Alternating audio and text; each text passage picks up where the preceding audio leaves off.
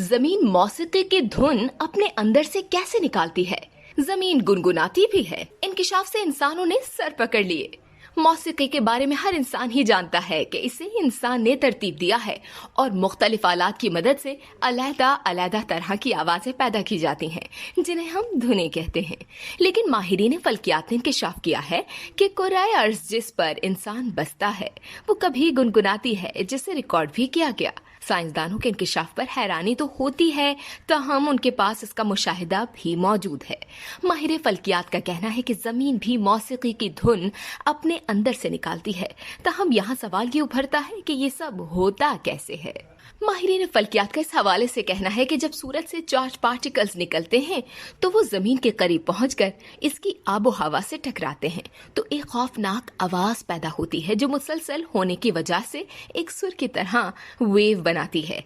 और जब in wave की नकल की आवाज तरतीब दी जाती है तो वो एक म्यूजिक की तरह सुनाई देती है। यूरोपियन स्पेस एजेंसी के माहिरीन ने मैग्नेटिक वेव्स का तज्जिया किया और इस आवाज को सुनने वाले इर्तियाश में तब्दील किया और इसे सुनने के काबिल बनाया। इन वेव्स की उस वक्त शनाख्त हुई जब एजेंसी ने अपने 4 स्पेस एयरक्राफ्ट्स को जमीन के मकनातीसी मैदान के फोशाक खतरे में से गुजारकर खला में भेजे, जो सबसे पहले सूरज का सामना करते हैं, और यही वो हिस्सा है जो सूरज की शुआओं का सबसे पहले मुकाबला करता है।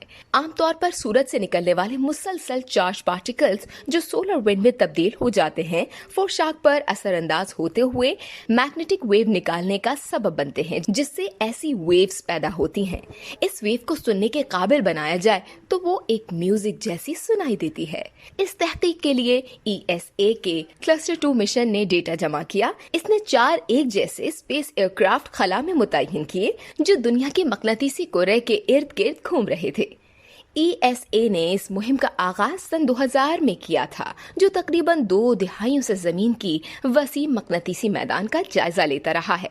इस मिशन के इब्तिदाई वक्त में 2001 से लेकर 2005 तक ये स्पेस जहाज फोशाक में और सोलर स्टॉर्म्स के टकराव के दरमियान से गुजरे और इस दौरान उन्होंने इन वेव्स को रिकॉर्ड किया जो टकराव से पैदा हुई। सोलर स्टॉर्म या सूरज की शुआओं से पैदा होने वाली इन पेचीदा वेव्स के नमूने बनाने के लिए मज़कूरा टीम ने कंप्यूटर की मदद लेते हुए इनकी नकूल तैयार की। इस तेज अमल में जो वेव्स फोशाक में पैदा होती हैं, उन्हें जमीन तक पहुंचने में 10 मिनट लग जाते हैं। ताहम अब साइंसदान इस बात को जानने के लिए कोशा हैं कि आखिर ये वेव्स किस तरह पैदा होती हैं। इस वीडियो से सिर्फ इतना ही। मजीद जानने के लिए सब्सक्राइब कीजिए डेली जंक YouTube चैनल और लाइक कीजिए डेली जंक Facebook पेज।